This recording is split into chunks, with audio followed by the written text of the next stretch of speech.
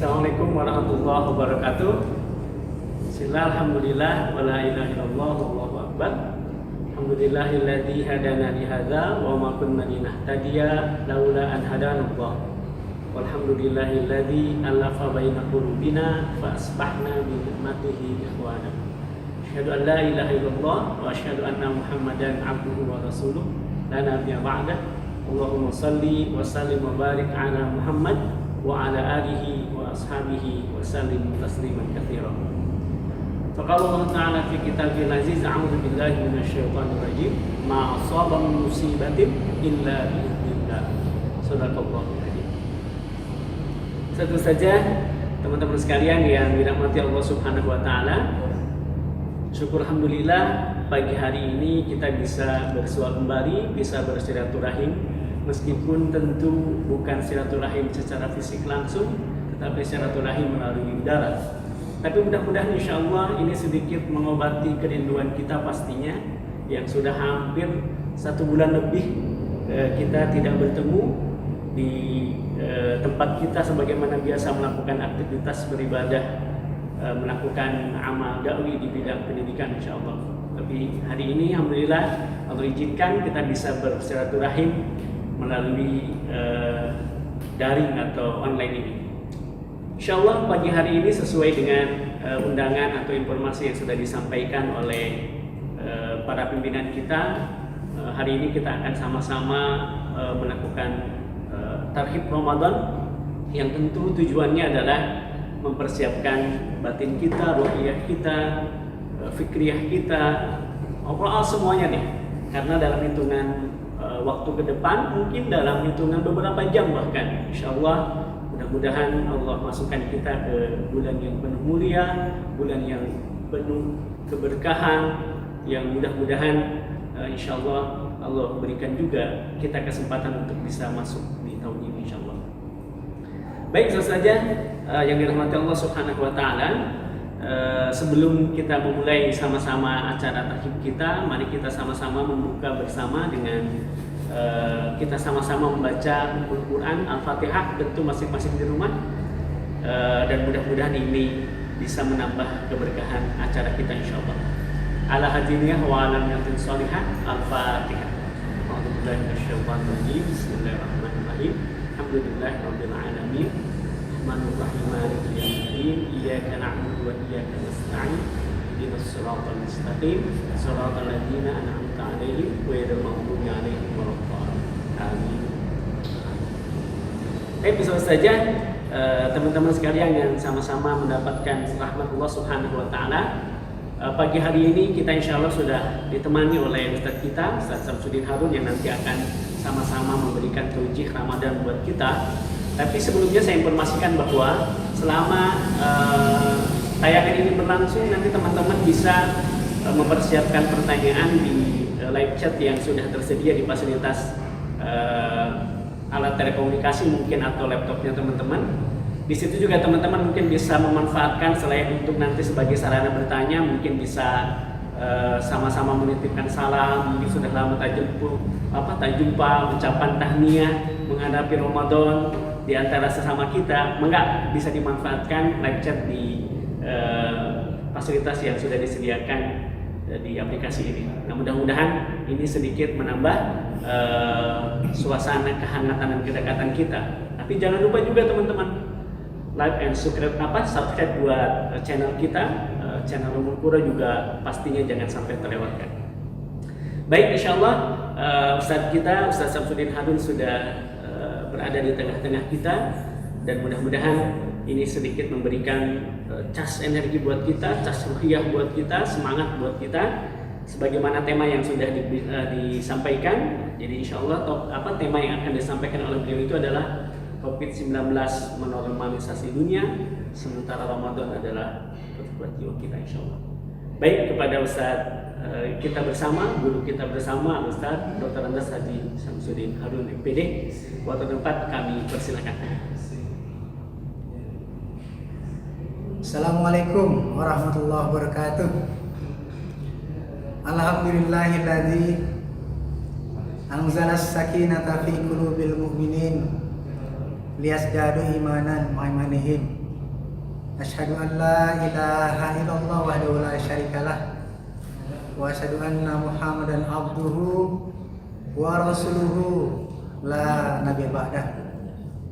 Allahumma shalli ala Muhammad wa ali Muhammad.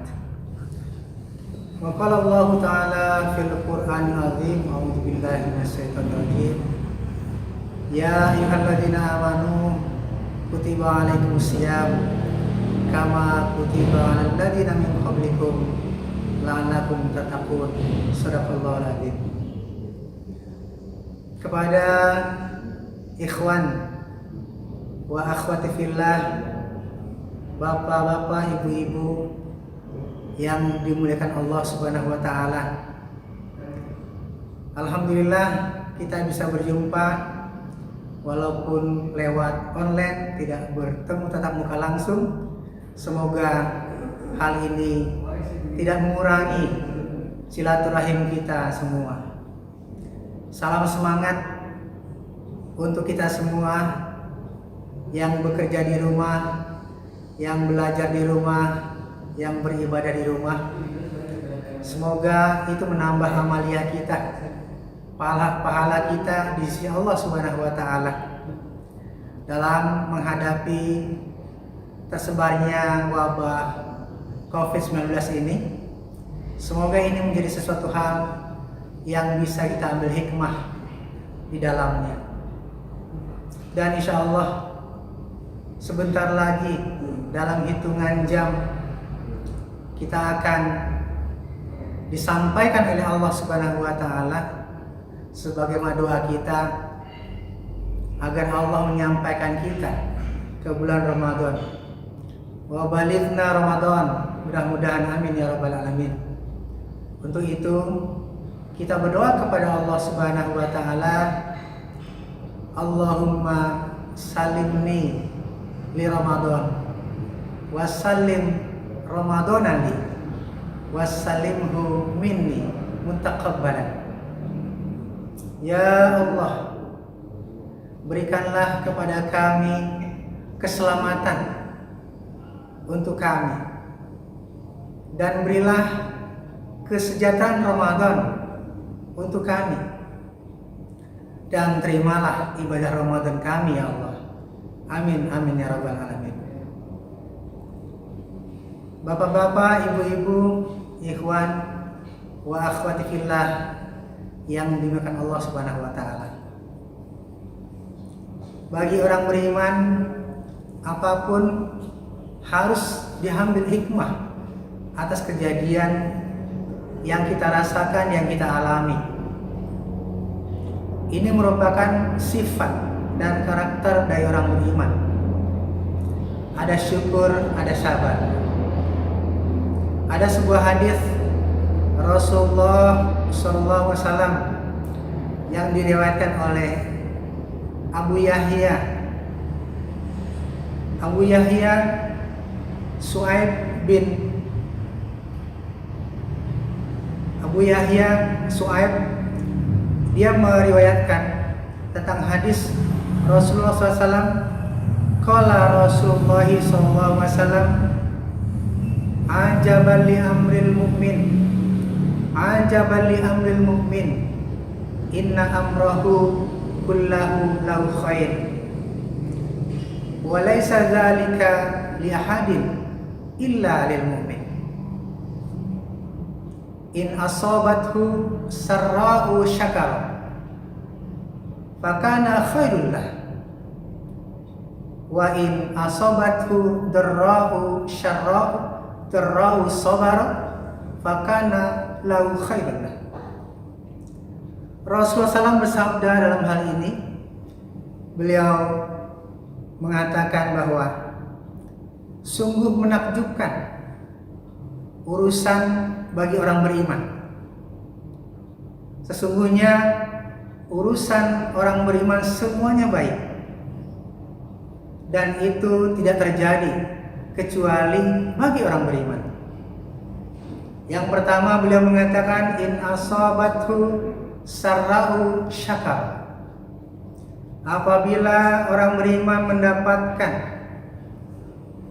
kesenangan, maka syakar, dia bersyukur kepada Allah Subhanahu wa taala. Fakan lahu khairul lah, dan itu baik, lebih baik baginya. Wa in asabathu darra'u sabar, dan apabila orang beriman ditimpa kesulitan, ditimpa musibah, ditimpa penderitaan, kesulitan, kesusahan, maka dia sabar, bersabar. Maka lahu khairullah, maka itu lebih baik bagi orang beriman. Ikhwan dan akhwat fillah rahimakumullah, syukur dan sabar menjadi perisai bagi orang beriman. Bersyukur kepada Allah sesuai dengan tuntunan Allah Subhanahu wa taala, dan bersabar kepada Allah saat mendapat musibah. Dan hari ini, tentu hari-hari ini kita semua menghadapi musibah dengan adanya wabah COVID-19 ini. Dan bagaimana kita mengambil hikmah dalam hal ini? Maka dari itu, satu judul yang saya sampaikan bahwa COVID-19 menormalisasi dunia. Karena sesungguhnya satu peradaban materialisme yang sedang bergerak saat ini membuat secara umum manusia sibuk dengan berbagai keadaannya, aktivitasnya, pekerjaannya. Seakan-akan hari ini Allah hentikan lajunya.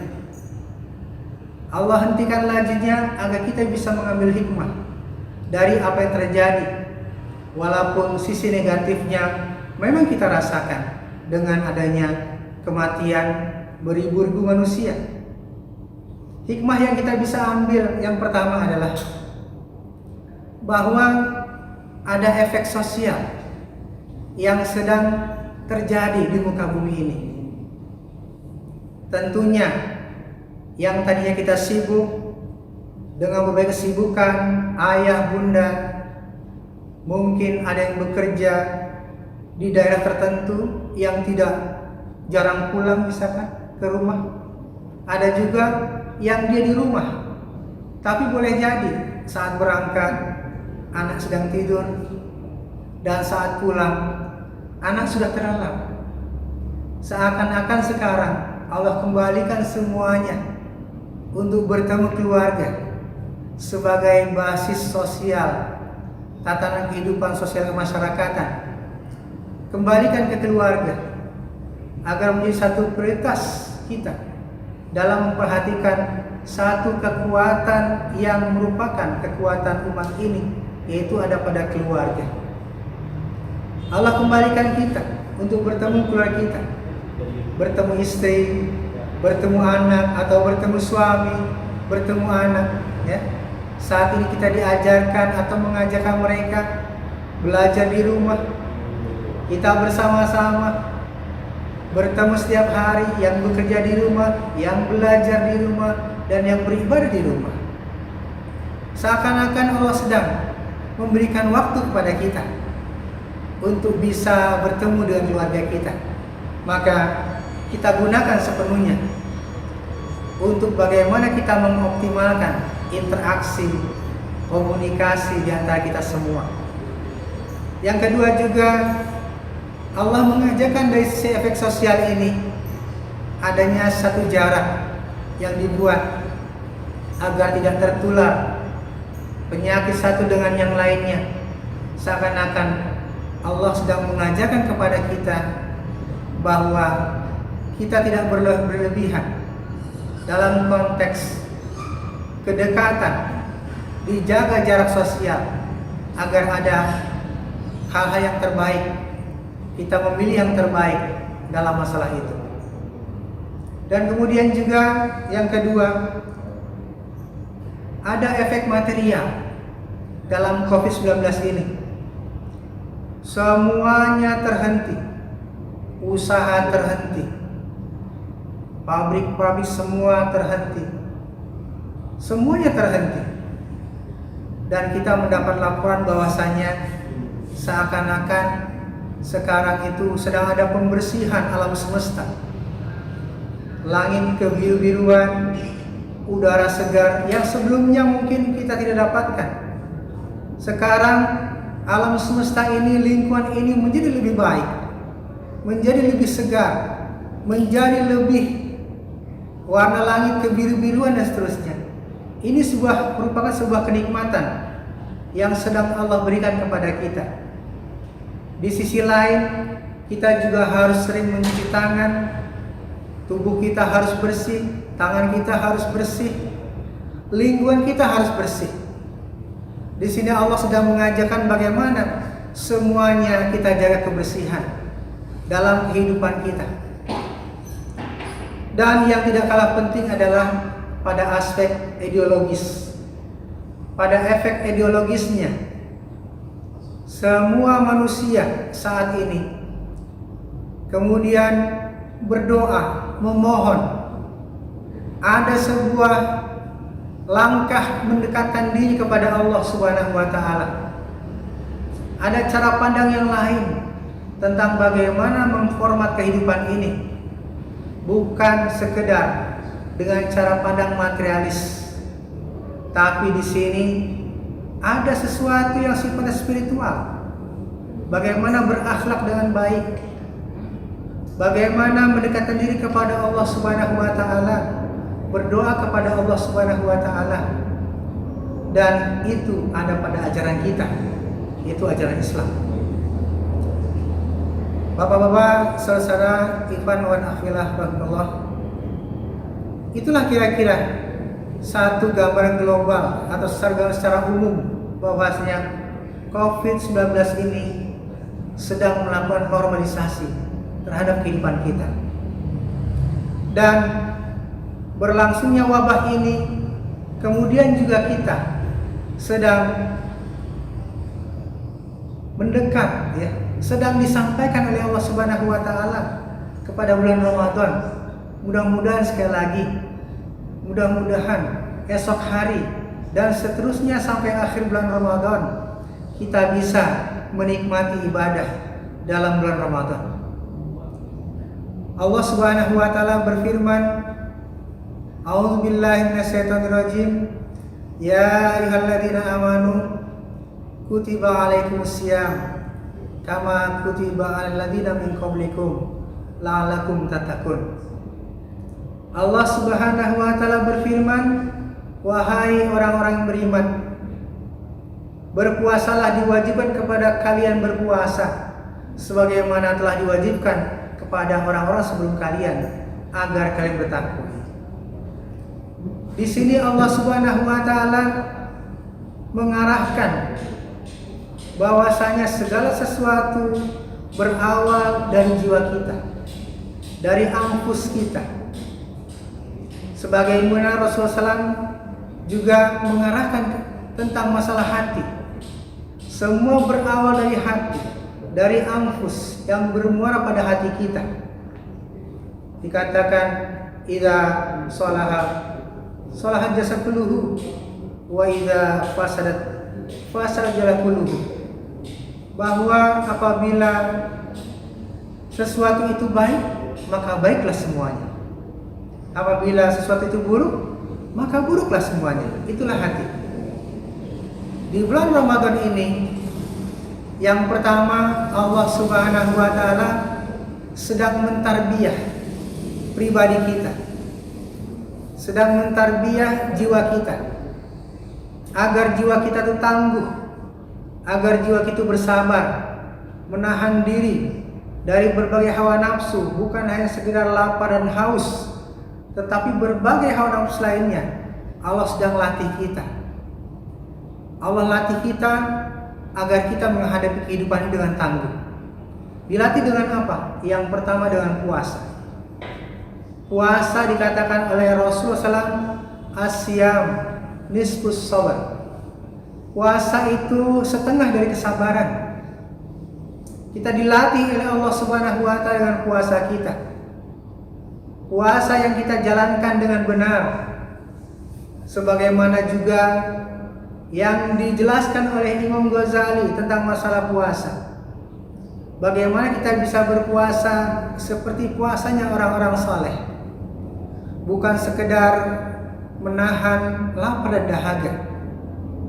Dan ada kriteria lainnya, yaitu puasa para nabi, yang tentunya kita tidak sanggup. Tetapi menuju kepada puasa orang-orang soleh, insya Allah kita bisa belajar menuju ke sana untuk bisa berpuasa sebagaimana puasanya orang-orang soleh.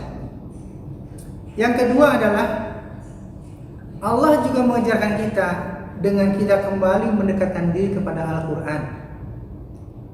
Dekatkan diri kepada Al-Quran, karena sesungguhnya bulan Ramadan inilah Syahrul Quran, sebagaimana Allah Subhanahu wa taala berfirman di dalam surat Al-Baqarah ayat 185, Syahrul Ramadan alladzi unzila fihi al-Quran hudal linnas wa bayyinatin minal huda wal furqan. Syahrul Ramadan alladzi unzila fihi al-Quran, bulan Ramadan ini bulan di mana Al-Quran diturunkan. Al-Quran sebagai apa di situ? Hudal linnas, sebagai petunjuk bagi manusia. Wa bayyinat, juga penjelas atas petunjuk tersebut. Wal furqan, dan pembeda antara kebenaran dengan kebatilan. Sehingga dengan Al-Quran ini Allah beri petunjuk kepada kita, Allah beri penjelasan kepada kita, dan Allah berikan furqan kepada kita dalam melihat kebenaran dan kebatilan. Imam Syafi'i ketika datang bulan Ramadan, maka dia menghatamkan 30 juz atau 1 Al-Quran 2 kali dalam sehari. Artinya jika Ramadan 29 hari, beliau sudah menghatamkan 58 kali. Atau jika Ramadan 30 hari, berarti beliau sudah menghatamkan 60 kali. Tentu dalam hal ini kita mengambil semangatnya, semangat beliau yang sudah hafal Al-Quran sejak kecil, tetapi beliau masih berupaya terus mendekatkan diri kepada Al-Quran dengan membaca Al-Quran hatam 2 kali dalam 1 hari. Luar biasa. Tentu semangat ini harus mendorong kita untuk mendekatkan diri kepada Al-Quran. Bagi yang belum lancar bacanya, dilancarkan. Bagi yang bacaannya belum mencapai target tertentu, segera lakukan, dan kemudian ditarget di bulan Ramadan untuk bisa khatam. Minimal 1 kali, 2 kali, 3 kali, dan seterusnya. Jadi Al-Quran, Ramadan, puasa dalam hal ini melatih pribadi kita untuk bisa menahan diri, untuk menjadikan Quran sebagai sumber rujukan kita dalam kehidupan kita sehari-hari.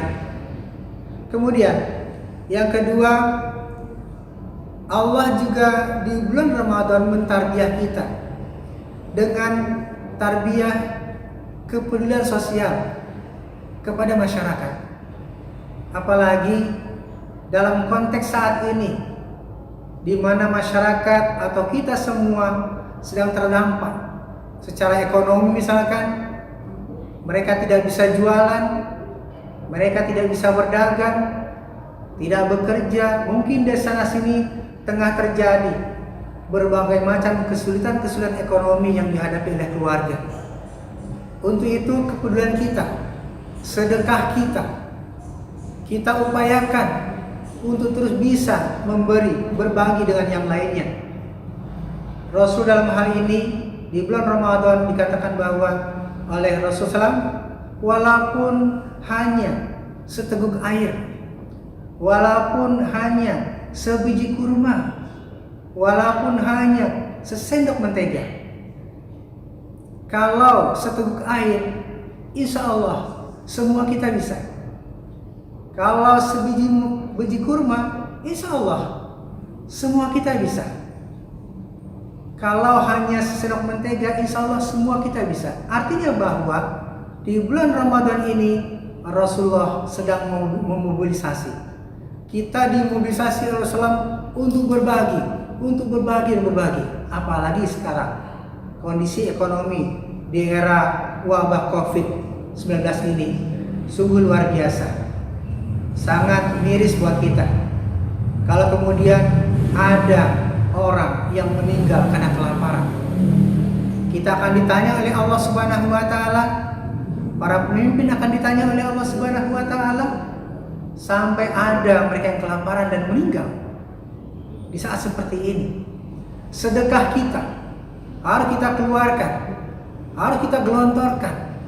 Orang-orang kaya yang memiliki harta yang banyak, gelontorkan lebih banyak. Yang biasa-biasa saja juga bisa melakukan sesuai kemampuannya. Agar apa? Agar tidak ada orang yang terzalimi, tidak ada orang yang kelaparan di masa Covid ini, di bulan Ramadan. Artinya kita bisa mendapat dua pahala yang besar. Yang pertama, memang ini masa Covid-19 di mana orang begitu susahnya. Dan yang kedua, kita berada di bulan Ramadan yang pahalanya begitu besar, yang berlipat-lipat. Walaupun kata Islam, walaupun hanya seteguk air, walaupun hanya sebiji kurma, walaupun hanya sesendok mentega. Dan dikatakan kebaikan Rasulullah di bulan Ramadan seperti hembusan angin yang menghembus dedaunan. Tidak ada satupun daun yang tidak tersentuh dengan kebaikan Rasulullah Sallallahu Alaihi Wasallam. Itulah pelajaran atau tarbiyah dari Allah Subhanahu Wa Taala. Pelajaran tentang pribadi kita agar tangguh, agar sabar, agar kuat, agar optimis, tidak cepat mengeluh. Dan yang kedua adalah bagaimana kepedulian sosial kita, sensitivitas kita. Dan yang ketiga juga jangan dilupakan bahwa Allah Subhanahu wa taala dalam bulan Ramadan ini mentarbiyah keilmuan kita. Jangan kita lupakan, di bulan Ramadan ini tetap kita belajar. Kita tetap mengkaji ilmu walaupun kondisi sekarang kita berada di rumah masing-masing. Kita belajar dan mengajarkan keluarga kita. Kita buka-buka kembali buku-buku yang pernah kita baca, yang pernah kita hafal. Kita sampaikan dalam keluarga kita. Mungkin kita di rumah masing-masing, ya, mengadakan tarawih masing-masing, menjadwal masing-masing. Siapa yang imam, siapa yang kultum, anak-anak kita diajar untuk kultum di rumah masing-masing. Sehingga semua berproses, semua menjadi baik untuk orang beriman, semua menjadi indah untuk orang beriman. Dan dengan tiga hal ini tentu kita lihat bahwasanya Allah Subhanahu wa taala sedang mengajarkan keseimbangan di antara orang beriman. Keseimbangan itu kita lihat Allah sedang mendekatkan kita kepada Al-Qur'an. Allah sedang mendekatkan kita kepada tazkiyatun nafs, dan Allah juga sedang mendekatkan kita dengan ilmu untuk belajar ilmu sebagaimana menjadi misi dari hadirnya, datangnya, diutusnya Rasulullah Sallallahu Alaihi Wasallam ke muka bumi ini. Sebagaimana di dalam surah Al-Jumu'ah ayat 2, Allah Subhanahu wa taala berfirman, "Huwallazi ba'atsa fil ummiyina rasulan minhum yatslu 'alaihim ayatihi wa yuzakkihim wa yu'allimul kitaba wal hikmah wa in kanu min qablu fi dhalalin mubin." Huwallazi ba'atsa fil ummiyin, dialah Allah Subhanahu wa taala yang membangkitkan, yang mengutus dari kalangan orang-orang yang tidak bisa baca tulis, dari kaum yang tidak bisa baca tulis. Rasulan, seorang rasul, minhum, dari kalangan mereka. Apa misi Rasulullah? Yaitu pertama, yatslu alaihim ayatihi, membacakan ayat-ayat Allah Subhanahu wa taala. Membacakan ayat Allah Subhanahu wa taala. Yang kedua, wa yuzakkihim, membersihkan jiwa mereka. Dan yang ketiga, wa yu'allimul kitab wal hikmah, mengajarkan kitab dan sunnah Rasulullah SAW. Di sini kita lihat konsep Islam dalam masalah pendidikan bagi manusia. Ada tiga hal, ada tiga rukun yang tidak boleh ditinggalkan dalam mendidik manusia agar secara peradaban dia berpengaruh menjadi lebih baik. Yang pertama, yatslu alaihim ayatihi, membacakan ayat Allah Subhanahu wa taala. Dekatkan diri kepada Al-Qur'an dengan membacanya, dengan memahaminya, dengan menghafalnya, dan insya Allah dengan mengamalkannya. Yang kedua adalah wa yuzakkihim, membersihkan jiwa mereka, membersihkan diri kita dengan apa? Dengan keyakinan yang benar kepada Allah Subhanahu wa taala. Tidak boleh ada kesyirikan. Kita harus bersih dari kesyirikan. Semua kembalikan kepada Allah Subhanahu wa taala. Soal kematian datang dari Allah Subhanahu wa taala. Kita hanya berikhtiar untuk bisa menjaga diri dari berbagai macam penyakit. Soal kematian kembali kepada Allah Subhanahu wa taala. Itulah takdir Allah Subhanahu wa taala. Sebagai mukmin kita berupaya berikhtiar. Wa yuzakkihim, tidak boleh ada kesyirikan dalam diri kita. Yakin kepada Allah Subhanahu wa taala. Allah lah tempat kita kembali. Kemudian juga tazkiyah dari sisi jiwa kita. Kita dididik dengan apa? Dengan salat. Hanya mengabdi kepada Allah, tidak mengabdi kepada selain Allah Subhanahu wa taala. Juga di bulan Ramadan ini kita diajarkan dengan puasa, mentazkiyah diri kita dengan puasa, menjaga diri kita dari makan minum, dari akhlak buruk, dari lisan yang sembarangan, dan seterusnya. Allah latih kita mentazkiyah diri kita di bulan Ramadan.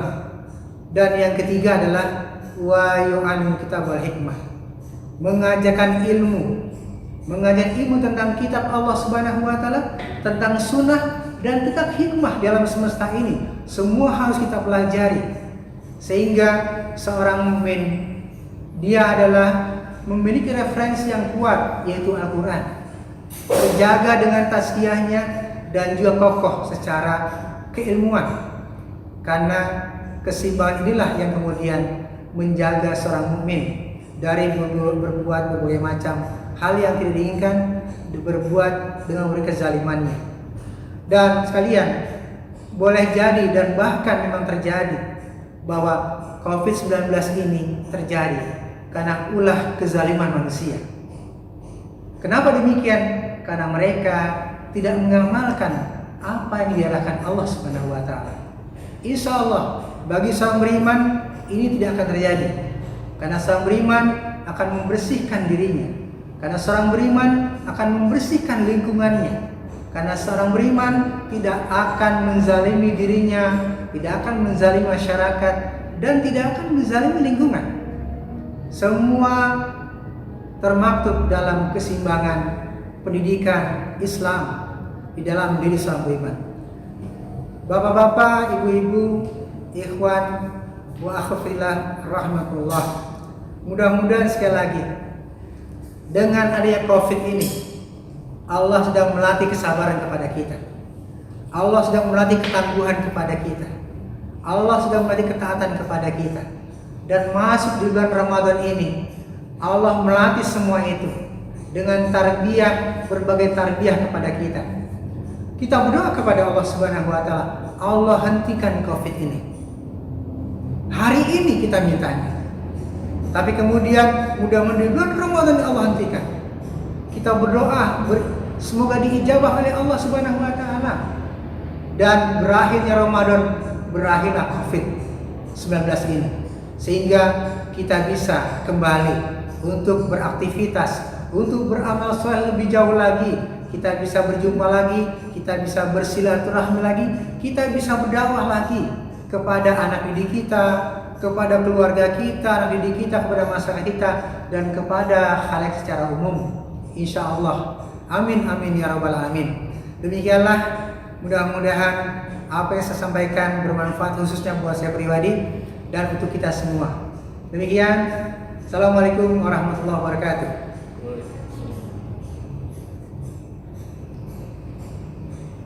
Demikian tadi saja teman-teman sekalian taujih tarhib Ramadan yang sudah disampaikan oleh guru kita bersama Ustaz Samsudin Harun. banyak hal pastinya yang sudah disampaikan oleh beliau, mengingatkan kita banyak hal, dari mulai hal yang sangat sederhana terkait dengan menjaga kebersihan sampai dengan hal-hal yang paling mendasar terkait dengan perbaikan atau perbaikan ruhiyah kita dengan mentarbiyah diri kita, diantaranya dengan kembali lagi kepada Al-Quran dan aktivitas-aktivitas mubdiah yang lainnya.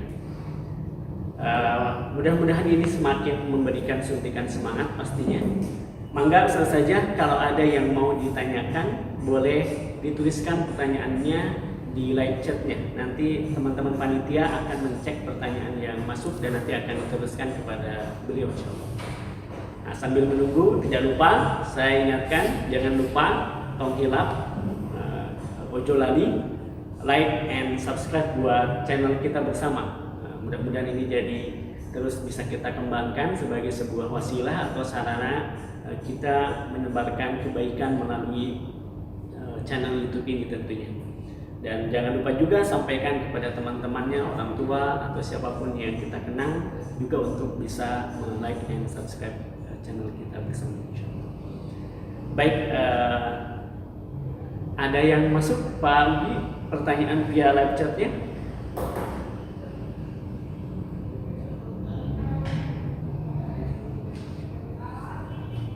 Oke, baik, ada yang masuk, saya bacakan pertanyaannya. Dari siapa nih Pak Udi? Dari Pak Yus. Oke, dari Pak dari Pak Yusra. Baik, amal yang lebih baik dicintai di i'tikaf di masjid, amal yang lebih baik dicintai daripada i'tikaf di masjid, mungkin apa kira-kira Ustaz? Karena mungkin ini terkait dengan bukan dilarang ya, dibatasinya aktivitas ibadah kita akhir-akhir ini terkait dengan wabah itu mungkin. Nah, mungkin ada alternatif apa yang bisa kita lakukan yang mungkin secara nilai mudah-mudahan mendapatkan nilai yang sama gitu. Monggo Ustaz. Ya, memang puncak dari ibadah Ramadan itulah i'tikaf. Secara umum biasanya ya dalam kondisi normal khususnya bagi seorang laki-laki ya untuk bisa beriktikaf di masjid, bahkan juga didorong untuk mengajak keluarganya untuk bisa beriktikaf di masjid. Tentu ini harapan kita bisa memaksimalkan puncak dari Ramadan dengan ibadah iktikaf. Tapi saya teringat dengan seorang soleh ya, yang dia kemudian melihat orang yang sedang beriktikaf di masjid dan kemudian berdoa kepada Allah Subhanahu wa taala. Dia sambil menangis merintih kepada Allah Subhanahu wa taala, kemudian didatangilah orang tersebut dengan dikatakan, "Apa kebutuhan kamu? Biar aku penuhi semuanya." Kemudian, "Bukankah engkau sedang iktikaf dalam masjid?" Ya, dia mengatakan, ketika seorang beriman memenuhi kebutuhan orang beriman lainnya, maka itu lebih baik daripada iktikaf di masjid. Apalagi konteks kita sekarang COVID-19 ini, mungkin banyak masyarakat yang sedang merintih, mungkin banyak masyarakat yang sedang menangis, mungkin banyak masyarakat yang sedang tertatih-tatih masalah ekonominya. Nah, bagaimana kita secara pribadi dan secara kelembagaan, secara kekuatan, kita misalkan di lembaga ada guru, ada pengurus, ada orang tua siswa, ada masyarakat yang bisa sama-sama kita mobilisasi, yang punya dana, yang punya harta. Jangan sampai kemudian di sekitar lembaga kita ada mereka yang kelaparan, ada yang mereka yang tidak bisa memenuhi kebutuhannya. Ini merupakan amal terbaik ketimbang iktikaf gitu. Artinya dalam kondisi tertentu bahwa memberi makan, memberi kebutuhan, memenuhi kebutuhan masyarakat, orang-orang yang kelaparan itu lebih baik daripada iktikaf. Ini sebuah kisah nyata yang dijalani oleh seorang sahabat, seorang soleh, bagaimana dia mengatakan memenuhi kebutuhan orang soleh lebih baik ketimbang iktikaf. Agar apa? Agar nanti di yaumil akhir Allah memenuhi kebutuhan kita. Demikian. Oke, baik. Berarti banyak alternatif sebetulnya yang bisa kita lakukan, kaitannya mungkin untuk kita dalam rangka menggapai malam Lailatul Qadar sebetulnya. I'tikapan mungkin tujuan utama salah satunya adalah selain menghidupkan 10 hari terakhir juga kesempatan kita mendapatkan malam Lailatul Qadar. Tadi mungkin sudah disampaikan juga beberapa alternatif amalan yang bisa kita lakukan dan secara nilai tidak sedikit juga dan sangat luar biasa. Baik, Ustaz, ada pertanyaan berikutnya dari Bu Sari. Oke. Kondisi sekarang bagaimana ya? Tadi mungkin ya baik i'tikaf oke. Nyambung Ustaz ya? Ya, Nah, sudah nyambung ya. Kondisi sekarang bagaimana kaitannya dengan i'tikaf? Tadi sudah disampaikan mungkin ya. Jadi sekaligus dengan pertanyaannya Ustaz Yusron tadi. Ada pertanyaan juga yang masuk Ustaz, ini dari Ustaz Gungun. Dalam kondisi saat ini bagaimana baiknya ibadah i'tikaf? Oh, sama nih pertanyaannya ya. Rata-rata bertanya tentang alternatif i'tikaf karena memang pasti itu yang menjadi problem yang kita rasakan ya.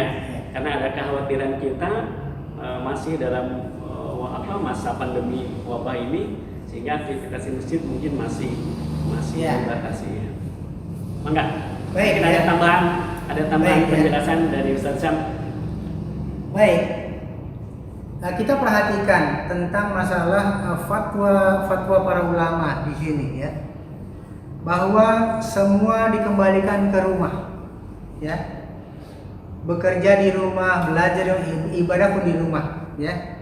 Untuk itu kalau saya saran kepada semuanya, geserlah, ya, geserlah, buatlah, ya. Kita buat lokasi ya tempat ibadah kita secara khusus di rumah, dan kita kemudian saya di rumah ya membuat musola kecil-kecilan, geser-geser sana geser sini, kemudian saya kasih nama musolanya namanya Al-Mujahidah Al-Corona ya, entah apa namanya silakan ya, dibuat lokasi kita untuk ibadah kepada Allah Subhanahu wa taala, dan kita kita definisikan itu sebagai masjid kita, sebagai musola kita.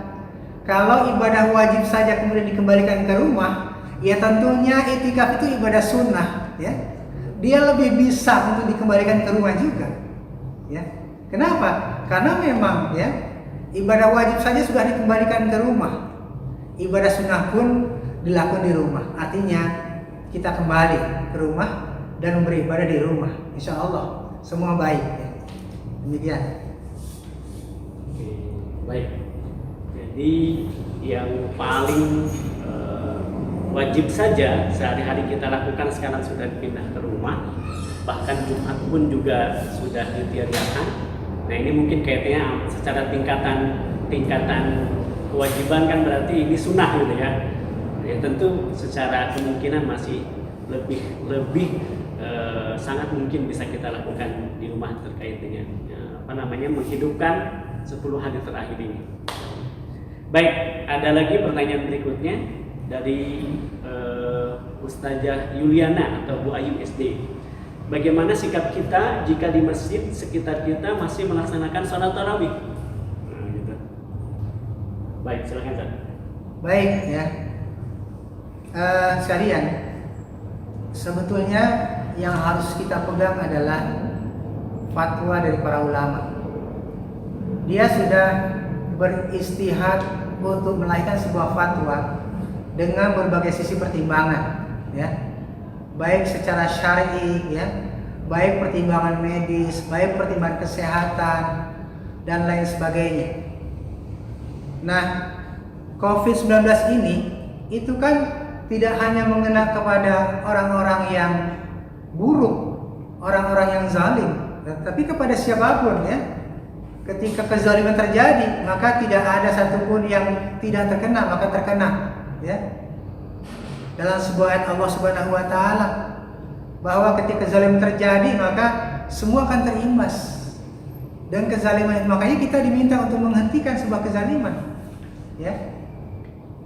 Nah, untuk itu kalau saya pribadi memegang pendapatnya para ulama, ya, ulama sudah menimbang dengan berbagai pertimbangan, ya, aspek syar'inya, aspek ilmiahnya, kesehatannya, aspek medisnya dan seterusnya. Itu satu hal yang mungkin perlu kita komunikasikan dengan para ustadz, ya, dengan para ulama setempat. Sebagaimana Syekh Ali Jabir menangis, ya, jangan keras kepala, kata Syekh Ali Jabir, sampai dia menangis, ya. Kenapa? Fatwa ulama Kairo, ya, mereka bukan orang-orang yang ilmunya dangkal. Ilmu mereka itu luar biasa. Bahkan Masjidil Haram pun kemudian dikosongkan, ya, dari berbagai aktivitas. Umrah pun kemudian ditunda. Artinya apa? Mereka sudah menimbang semua dari sisi syar'i, dari sisi kesehatan, ya, dari berbagai sisi. Makanya saya katakan kita harus kembali kepada fatwa ulama, berikan pemahaman kembali kepada fatwa ulama, ya, dengan tentu syiar-syiarnya kita kuatkan, syiar-syiar kita kuatkan.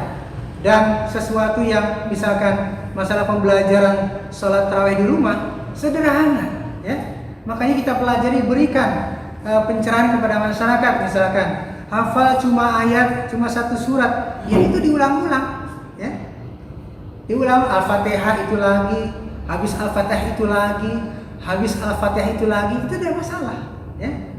Dilakukan secara berjamaah dengan keluarga, ya, atau juga diperkenankan untuk sholat sendiri-sendiri, tetapi insya Allah berjamaah lebih baik dengan keluarga daripada sendiri-sendiri. Jadi disederhanakan, difahami agama itu mudah, agama tidak mempersulit, ya, sehingga kita tanyakan kalau kita tidak tahu. Bagaimana kalau di rumah? Saya kan cuma hafalnya Qul huwallahu ahad, misalkan saya cuma hafalnya surat-surat pendek, ya itu diulang-ulang, ya. Kita baca Al-Fatihah, ulang itu lagi. Kita baca Al-Fatihah, surat ini lagi, ya, yang kita hafal. Kita tidak dituntut kepada sesuatu yang mempersulit diri kita. Agama itu mudah, ya, jangan disulit-sulitkan. Demikian mungkin. Jadi kesimpulannya tetap dalam kondisi seperti ini maka lebih diutamakan kita melakukan aktivitas ibadah termasuk sholat tarawih mungkin bersama keluarga di rumah. Ya, kalau pernah ada kekhawatiran bacaan Qurannya hafalnya sedikit, tadi sudah disampaikan, ya baca aja yang dihafal, yang kita hafal diulang-ulang juga apa-apa. Tapi ada juga pendapat bahkan kalau dalam konteks sholat sunnah membaca langsung Quran pun tidak mengapa, artinya masih banyak cara, gitu ya. Baik, ada pertanyaan berikutnya Ustaz dari Ustazah Idami SMP. Nah, untuk mencapai target khatam tilawah di bulan suci ini bagaimana kita menyampaikan kepada anak atau siswa terkait tentang bolehkah kita membaca Al-Quran ketika dalam keadaan berhalangan. Jadi mungkin sementara satu sisi ada target, gitu kan, satu sisi mungkin tidak bisa dipungkiri buat teman-teman akhwat ada masa kebetulan dapat halangan. Ini gimana baiknya? Ya,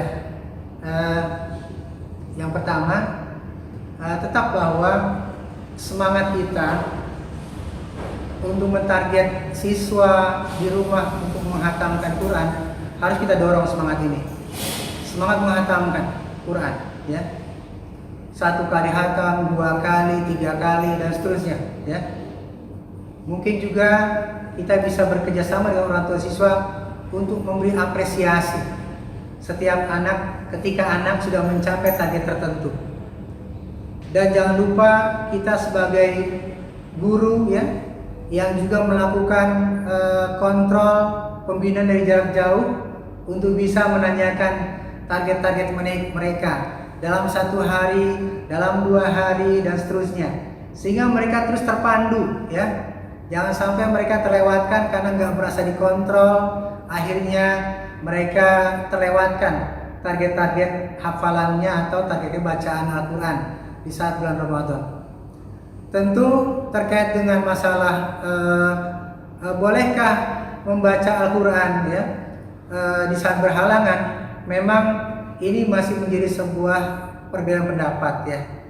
Sehingga kita boleh memilih ya tentang hal itu ya. Bahwasanya target itu bisa kita kejar ya. Misalkan Al-Quran seperti ini misalkan ya. Ini disebut dengan mushaf ya. Ini disebut dengan mushaf. Kenapa mushaf? Karena tidak ada terjemahan di sini. Ya. Tidak terjemahan di sini. Tapi kalau ada artinya ya, itu tidak disebut lagi sebagai mushaf yang memang sama sekali tidak ada artinya ya. Sehingga kita bisa menggunakan ya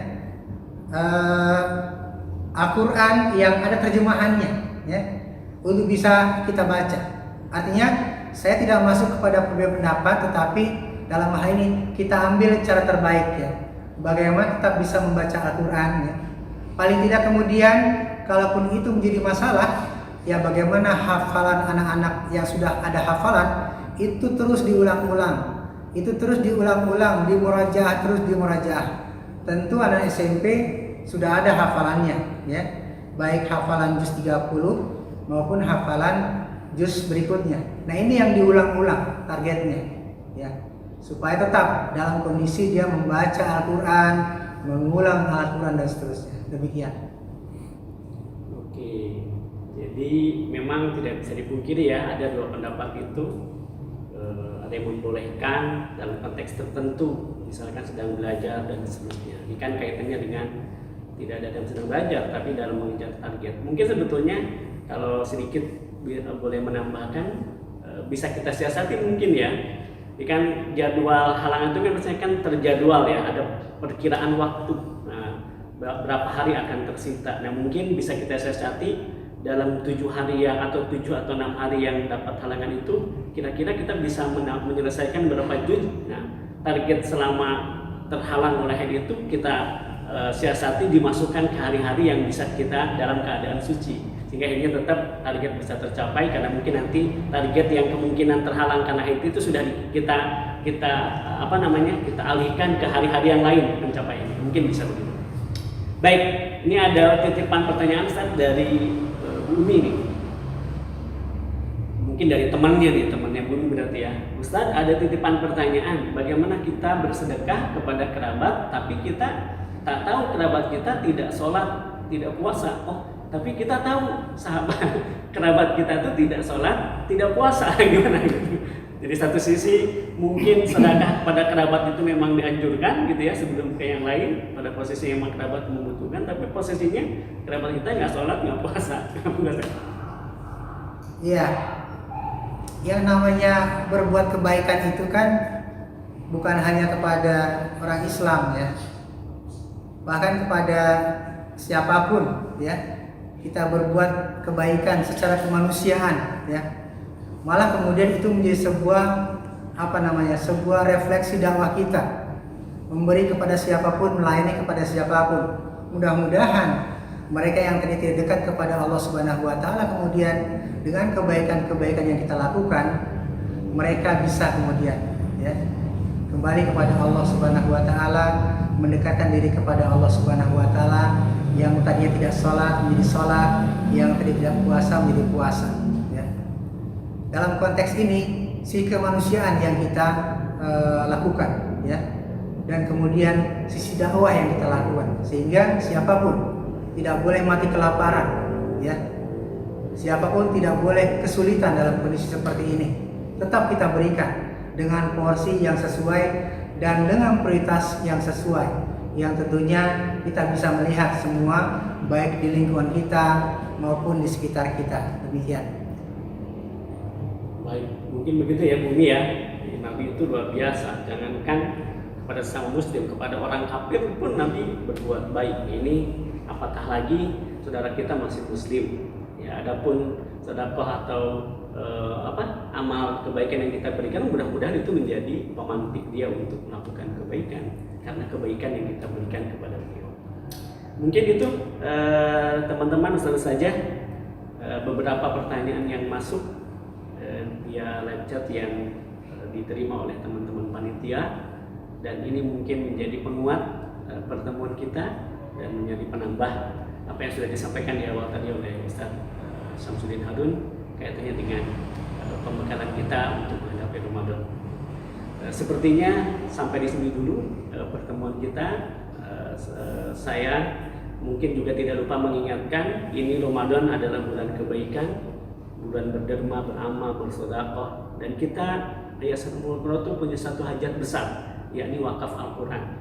Mungkin ini pesan sponsor buat teman-teman sekalian. Yuk kita sama sebarkan ajakan kita kepada orang tua kita, orang tua siswa, teman atau kerabat terkait dengan wakaf Al-Quran. Mudah-mudahan ini menjadi penambah kebaikan yang lebih luar biasa lagi. Disebar lagi player-player yang mungkin sudah diterimanya, atau kalau memang ternyata sudah nggak ada, boleh dimintakan kepada teman-teman panitia, bisa ke Bu Ilis, bisa ke saya, ke Bu Doris, nanti untuk bisa kita sebarkan lagi kepada halayak terkait dengan syiar wakaf Al-Quran ini. Mungkin itu yang bisa kami sampaikan. Saya pribadi mohon maaf yang sebesar-besarnya, entah itu kaitannya mungkin dengan berlangsungnya acara ini maupun kaitannya dengan kita akan sama-sama menghadapi momen bulan Ramadan. Mudah-mudahan beberapa jam ke depan kita bisa masuk dalam kondisi sehat, bersih, tidak hanya fisik tapi betul-betul hati kita juga bersih dari kesalahan antar sesama kita. Terima kasih Ustaz Sam yang sudah memberikan bekalannya buat kita, dan terima kasih juga buat teman-teman panitia, jajaran PSDM, ada Ustaz Jasinta dibantu dengan tim humas, publikasi, teman-teman Pak Yusron dan lain-lainnya. Kuliah yang bisa saya sebutkan satu persatu yang sudah berjibaku mempersiapkan acara kita. Mudah-mudahan Allah pertemukan kita dengan bulan Ramadan, dan mudah-mudahan Allah masukkan kita ke dalam golongan orang-orang yang bertakwa. Mari kita sama-sama akhiri pertemuan kita dengan membaca doa kafaratul majlis. Subhanakallahumma bihamdik, asyhadu an la ilaha illa anta, astaghfiruka wa atubu ilaik. Billahi taufiq wal hidayah. Assalamualaikum warahmatullahi wabarakatuh.